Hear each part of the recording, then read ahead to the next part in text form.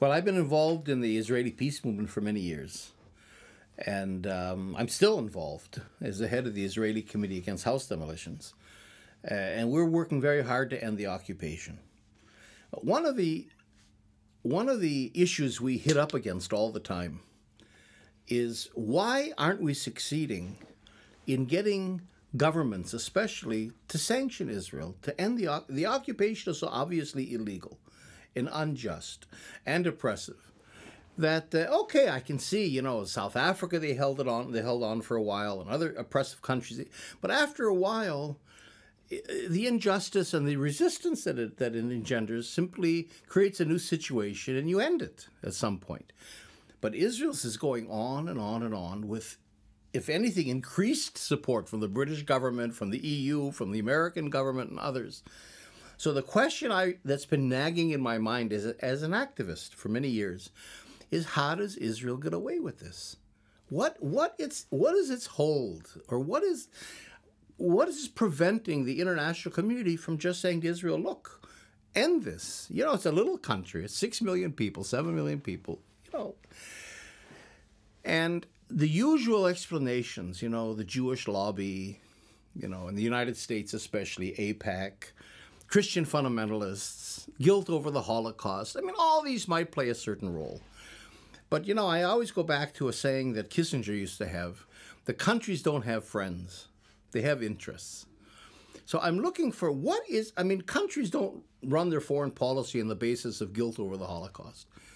There's got to be some big, substantial thing here that explains why Israel is able to maintain its occupation and its international status all these years with all the international support. Another question, by the way, that relates to this is, why didn't Israel give up the West Bank and Gaza? Why didn't it go for a two-state solution that would have been just, they would have had peace, they would have had security, and 78% of the country? So you can ask the question from both ways. Why does the international community allow it, but why doesn't Israel want to get rid of the And if you bring in the security politics and the weapons and their influence in terms of your international status as a country, if you have a military prowess, plus, your ability to deal with Europe and the United States and NATO and so on, you begin to see that the occupied territories are in fact a resource for Israel. They're like a laboratory where Israel develops the weapons and the security systems and what I call the matrix of control, this model of control and pacification that in fact it exports. So it's not only a matter of economics. Of course, weapons and military goods and security and so on is a huge part of the Israeli economy. But security politics goes beyond that. And it really says there's kind of an old boys network of generals and men with all their military toys all over the world, from the Pentagon, but down to the littlest dictatorship anywhere. And so, in a sense, by selling its weapons, by giving hegemons of the world, in a sense, the bigger ones and little ones, access to its own military technologies, by helping the hegemons develop weapon systems that are effective and security systems.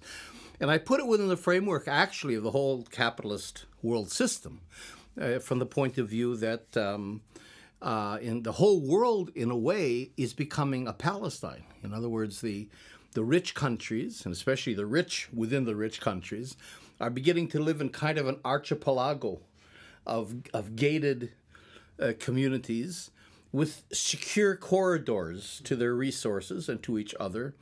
And the rest of the world is in flames. And in a sense, the rest of the world is like Palestine. These are where the poor people are, or the oppressed people, the people's living on the valued resources, and so on, that you have to keep under control and to pacify them as much as possible.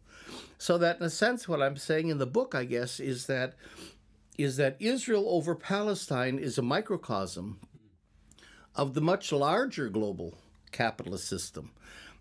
So that Israel, in a way, is globalizing Palestine. You can't explain, for example, the attack in the summer of 2014 on Gaza by military give a military explanation.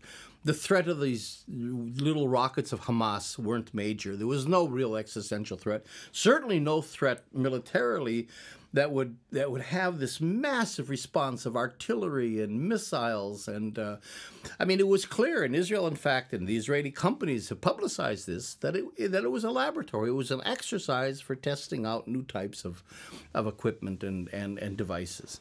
So that in a sense, as the world is becoming Palestinianized, Israel becomes the go-to place for these kinds of technologies, weaponry, tactics, and so on.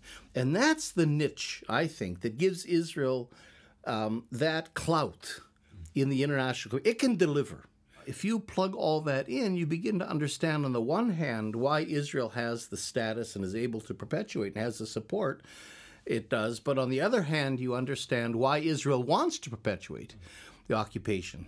I sometimes say, without the occupation, if you think about it, Israel would be New Zealand. It'd be some little country, nice place to go visit maybe, but it certainly wouldn't be in the neighborhood of NATO. It wouldn't be a strategic ally. That I say it wouldn't have 200 or 300 nuclear warheads.